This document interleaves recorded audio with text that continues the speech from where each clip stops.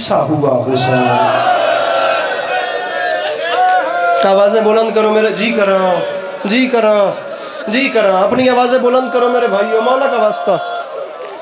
اماں جی کر رہا، اماں میں تیرا پیسا ہوا بیٹا ہوں. میری شہزادی نے فرمایا بابا یہ ایسی باتیں کیوں کرتا ہے؟ سیدہ تمہارا یہ بیٹا کربلا کے میدان میں مارا جائے گا. تو بابا کیا آپ نہیں ہوں گے؟ سیدہ میں نہیں. بابا اس کا بابا علی وہ تو شیر خدا ہے. سیدہ وہ بھی نہیں. بابا اس کا بھائی حسن. اب سید گریہ بنتا ان کے حصے کا ہے جو یہ پردے میں بیٹھی ہیں، لیکن ہائے تم نے کرنی ہے ان کے حصے کی. ہاتھ باندھ کے فرماتی ہیں بابا آپ سارا مضمون چھوڑ دیا، آپ بھی نہیں، علی بھی نہیں، حسن بھی نہیں. بابا مجھے اتنا تو بتائیں جب کوئی نہیں ہوگا اور میرے بیٹے پہ ایسی حالت بن جائے گی تو کیا میں چادر سر پہ رکھ کے میدان جا سکتی ہوں؟ تو نے آرام سے سن لیا. تڑ پہ رسول رو کے فرماتے ہیں زہرا یہیں رک جاؤ، وہ چادروں والی جگہ ہی نہیں ہے. میری بچی وہاں چادریں لوٹی جاتی ہیں. جی کر رہا چادریں پہنانے کا رواج نہیں ہے. آخر والے نہیں رو رہے، میں چاہتا ہوں انہیں بھی شامل کروں. طارق بھائی پھر فلک شیر تاریخ کہتی ہے 3 بار میری آقا زادی نے پوچھا بابا میرے بچے کو، بابا میرے بچے کو بچائے گا کون؟ رسول چپ. پھر پوچھا بابا میرے بچے کو بچائے گا کون؟ رسول نے جواب نہیں دیا. تاریخ کہتی ہے پھر تیسری بار میرے موت نے پوچھا بابا اسے کون بچائے گا؟ جب جواب نہیں آیا ہی نہیں ہو بندہ پیر جدی ہائے نہ نکلے. جب 3 بار جواب نہیں آیا پھر ہاتھ باندھ کے فرماتی ہیں بابا بابا اگر مجھے یہ نہیں نہ بتاتے کہ اسے بچائے گا کون، بابا پھر میری غربت کا واسطہ مجھے اتنا تو بتائیں بابا پھر میرے بچے کو روئے گا کون؟ رسول نے فرمایا زہرا اللہ ایک قوم پیدا کرے گا، اس کے بوڑھے تیرے بوڑھوں کو روئیں گے. اس کے جسے نہیں آتا ماتم وہ سر نیچے کر لینا یار، جسے آتا ہے ماتم کم سے کم وہ تو ماتم کرے. اور زہرا ایک قوم آئے گی جو رو رو کے تیرے حسین کی یاد کو برقرار رکھے گی. اس کو جی کرا جوانی نصیب ہوئی میرا بھرا، جس قوم کے بوڑھے تیرے بوڑھوں کو، یہ جوان تیرے جوانوں کو، یہ بچے تیرے بچوں کو، جن کی مستورات تیرے پردے داروں کو روئیں گی. تاریخ کہتی ہے میری بی بی زمین پہ بیٹھ گئی، ہاتھ باندھ کے فرماتی ہیں پتہ نہیں وہ بندہ کون ہوگا سید جس کی ہائی نہیں نکلے گی. ہاتھ باندھ کے فرماتی ہیں بابا وہ جو قوم آئے گی نا جو رو رو کے میرے حسین کو یاد کیا کرے گی، بابا جس کے بوڑھے میرے بوڑھوں کو، جوان جوانوں کو اور بچے بچوں کو روئیں گے، بابا میں بھی تیری سچی زہرا وعدہ کرتی ہوں بابا پھر ان کا کوئی مر گیا میں انہیں رونے جاؤں گی. او بابا مجھے حسین کے ماتمی اچھے جی جی ماتم ماتم ماتم میرے بھائیوں، بابا مجھے حسین کے ماتمی اچھے لگتے ہیں، بابا مجھے حسین کے عزادار اچھے لگتے ہیں. سارا مضمون میں نے چھوڑ دیا. مجھے ایک روایت پڑھنی ہے، میں زیادہ پڑھ چکا ہوں اور اسی ایک روایت پہ مجھے سلام کرنا ہے. کل تک جیتے رہے تو پھر آپ کے سامنے حاضر ہوں گے. کتنا پیار ہے اس آنکھ سے جناب سیدہ کو جس آنکھ سے امام حسین کی یاد میں آنسو گرتے ہیں. کتنی محبت ہے اس ماں کو اس عزادار سے جو عزادار اس کے زخمی حسین کی یاد میں روتا ہے. تاریخ کہتی ہے کوفہ، یہ روایت ہے اس پہ ممبر چھوڑ رہا ہوں، یہ مصائب ہے ہی آج کے دن کا.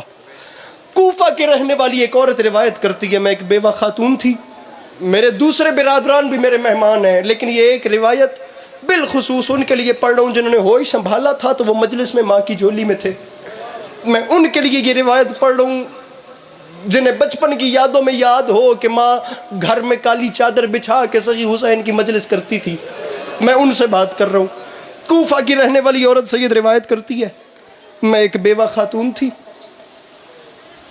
میرے گھر میری جوان بیٹی تھی. میرے گھر میں ہر سال 1 سے 10 محرم الحرام تک زنانہ عشرہ محرم الحرام ہوتا تھا. میری جوان بیٹی اپنے ہاتھوں سے فرش عزا بچھاتی تھی. وہ میں صدقے میری بیٹی اپنے ہاتھوں سے نیاز پکاتی تھی. میں ضعیفہ تھی، مجھ میں سکت نہیں تھی، میں دروازے پہ بیٹھ جاتی تھی. جو آتا تھا میں اسے سلام کرتی تھی، جو جاتا تھا میں تبرک پکڑاتی تھی. کہتی ایسے ہی زندگی گزر رہی تھی. 1 سال ذی الحج کے چاند میں میری جوان بیٹی اپنے گھر کی ہو گئی اور میں اکیلی رہ گئی. جوان بیٹی کی شادی ہو گئی، وہ چلی گئی، میں اکیلی رہ گئی. کہتی ہے ذی الحج کی آخری تاریخ تھی اور میں پریشان تھی. کل 1 محرم ہے، کون انتظامات سنبھالے گا، کون فرش عزا بچھائے گا؟ جنہیں پہلے سمجھ گئے میں تو سلام کرا. کون لنگر ریاض تقسیم کرے گا؟ کہتی ہے شام کا وقت ہوا، میں سیڑھیاں چڑھ کے چھت پہ گئی، پیر فلک شہر میں بندہ دیکھنا چاہتا ہوں جو ہے نہیں کرتا۔ کہتی ہے شام کا وقت تھا، میں آسمان کی طرف دیکھ بھی رہی تھی اور رو کے کہہ رہی تھی اللہ کرے اس بار محرم کا چاند نہ آئے۔ کر گیا تو بے نیازی، پڑھ گیا میں حد سے زیادہ مصائب، کتنا اچھا ہو اس بار محرم کا چاند نہ آئے۔ پہلے میری بیٹی میری مدد کرتی تھی، اب میں اکیلی رہ گئی، کون انتظامات کو دیکھے گا؟ کہتی ہے روتے روتے میں نے دیکھا آسمان پہ محرم کا چاند نمودار ہوا۔ کہتی ہے شام کا وقت تھا، میں نے چاند دیکھ کے رونا شروع کیا۔ میں نے کہا میں اکیلی ہوں، کل مستورات نے آ جانا ہے، معمول مطابق مجلس ہونی ہے، حسین بے کس بنا کے گریا ہونا ہے، ذکر ہونا ہے، نیاز کیسے پکاؤں گی، فرش عزا کیسے بچھاؤں گی، نیاز تقسیم کیسے کروں گی؟ وہ بندہ سر نیچے کر لے جو اس جملے پہ اب ہائے نہیں کر سکتا۔ شاہ جی وہ عورت روایت کرتی ہے روتے روتے رات کا ایک پہر بیت گیا، میں چاند دیکھ دیکھ کے رو رہی تھی کہ کل کیا ہوگا۔ کہتی ہے مر جاتی، اگلا منظر نہ دیکھتی۔ اچانک میرے کانوں نے سنا میرے دروازے پہ دستک ہو رہی تھی۔ کہتی ہے آدھی رات کے وقت میں سیڑھیاں اترتے ہوئے سوچ رہی تھی کہ اس وقت کون آ گیا۔ کہتی ہے مر جاتی، دروازہ کھول کے منظر نہ دیکھتی۔ اب جو میں نے دروازہ کھولا، سامنے ایک ضعیفہ تھی جس کا ایک ہاتھ پہلو پہ تھا، جس کے ماتھے پہ موت کی پٹی تھی، جس کے اس جانب ایک بی بی تھی، جس کے دوسرے جانب ایک 4 سال کی بچی تھی۔ میں نے ہاتھ باندھ کے کہا مجلس کل شروع ہونی ہے، تم ایک رات پہلے کیوں آ گئی؟ کہتی ہے چھوٹی 2 بیویاں چپ رہی۔ ضعیفہ نے آگے بڑھ کے کہا ہم نے سنا ہے تجھے کام کرنے کے لیے مستورات کی ضرورت ہے، یہ میں ہوں، میرے ساتھ میری بیٹی ہے۔ جی جی جی جی کرا یہ میرے ساتھ میری 4 سال کی پوتی ہے، تو نے اب گھبرانا نہیں ہے، میں آ گئی ہوں، میری بیٹی آ گئی ہے۔ یہ میری 4 سال کی پوتی اپنے ننھے ننھے ہاتھوں سے خود فرش عزا بچھائے گی، تو نے پریشان نہیں ہونا، یہ میری بیٹی اپنے ہاتھوں سے خود نیاز پکائے گی۔ میں تیری طرح ضعیف ہوں، مجھ میں سکت نہیں ہے، میں دروازے پر بیٹھ جاؤں گی، جو حسین کو رونے آئے گا اسے سلام کروں گی، جب گریہ کر کے واپس جائیں گے میں انہیں نیاز تقسیم کروں گی۔ وہ عورت بھائی جان ہاتھ آزاد ہوں اور سر جی ہاتھ نہیں بننے، سر پہ ماتم، یہ ہاتھ ہے ہی ماتم کے لیے۔ کہتی ہے تینوں مستورات میرے گھر میں آ گئیں۔ کہتی ہے مجھے دیکھنا 1 سے 9 محرم الحرام تک میں دیکھتی رہی، گریہ ہوتا رہا، عزاداری ہوتی رہی، مظلوم کا فرش مولا کا واسطہ نیاز حسین جو جہاں ہے وہیں بیٹھ جائے، میں حسین بادشاہ کا مصائب پڑھوں اور لوگوں کی توجہ تقسیم ہو رہی ہے، مصائب کی بے احترامی نہ ہو، نیاز زہرا میری طرف دیکھنا، مجلس ابھی کربلا بن جائے گی۔ دیوار صاحب جملہ سنیے گا، کہتی ہے 9 دن میں دیکھ دیکھ کے حیران ہوتی تھی اس 4 سال کی بچی کا حسین لگتا کیا ہے جو اپنے ہاتھوں سے رو رو کے فرش، جسے ماتم نہیں آتا وہ سر نیچے کر لینا۔ میں روز دیکھ کے حیران ہوتی تھی یہ بی بی رو رو کے نیاز کیوں پکاتی ہے، میں روز دیکھ کے حیران ہوتی تھی یہ ضعیفہ رو رو کے آنے والوں کا سلام کیوں کرتی ہے۔ کہتی ہے مجلس شب عاشور ختم ہوئی، میرے گھر میں قیامت کا سما، لو میرے بھائیو ماتم کی تیاری کرنا، ممبر چھوڑنے والا ہوں۔ کہتی ہے مجلس شب عاشور ختم ہوئی، میرے گھر میں قیامت کا سما تھا، میں چلتی چلتی 3 بیویوں کے سامنے آئی، میں نے ہاتھ باندھ کے کہا بیویوں تمہارا احسان اتنا بڑا ہے جو کبھی اتار نہیں سکتی، ایک نیکی مجھ پہ اور کرو۔ ضعیفہ نے کہا کیا کرے؟ میں نے ہاتھ باندھ کے کہا 9 دن کام کرنے کے پیسے مانگو، اور مجھ سے اجرت جسے نہیں آتا ماتم وہ بندہ ہی بڑا امیر ہے، مجھ سے 9 دن کام کرنے کی اجرت مانگو۔ پڑھ دوں جملہ اجازت دیتے ہیں سادات بابا جی؟ اجازت ہے؟ 9 دن کام کرنے کے پیسے نہیں آیا وہ بندہ جس کا ہاتھ اب بھی سینے پہ نہیں آئے گا۔ کہتی ہے مر جاتی، سوال نہ کرتی، جواب نہ سنتی، کوفہ کی زمین میں زلزلہ آیا، بڑی دونوں بیبیاں چپ رہیں۔ جب میں نے بات اجرت کی تو جو 9 دن نہیں بولی تھی وہ 4 سال کی بچی آگے بڑھی، اس نے میرے سامنے کھڑے ہو کے سر سے چادر اتاری اور اس کے دونوں کانوں سے خون جاری تھا، اس نے ہاتھ باندھ کے کہا اجرت ماتم، اس نے جی ماتم جی کرا ہاتھ پہلو میں کیوں آیا تھا؟ سید ایک جملہ پڑھ لوں؟ اجازت دیتے ہیں ایک جملہ؟ اس نے چادر اتاری تو اس کے دونوں کانوں سے خون جاری تھا.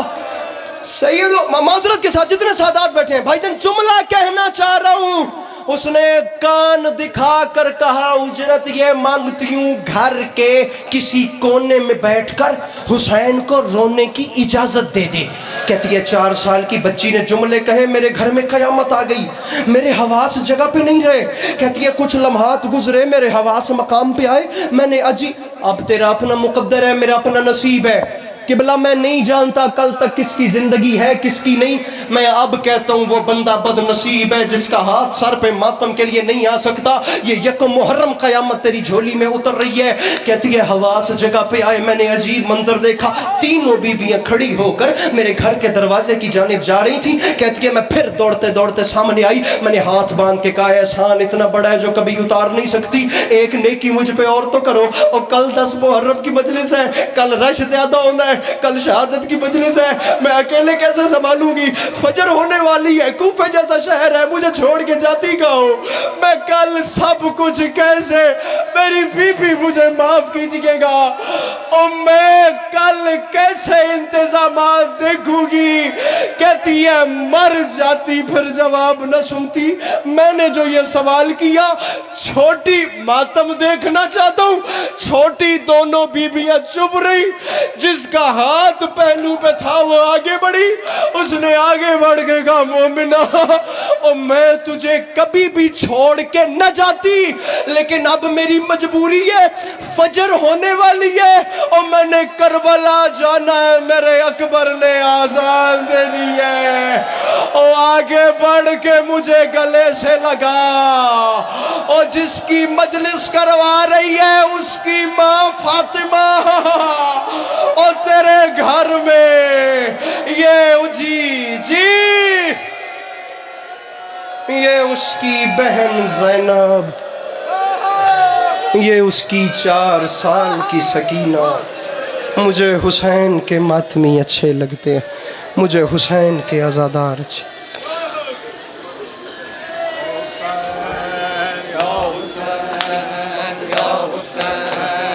یا حسین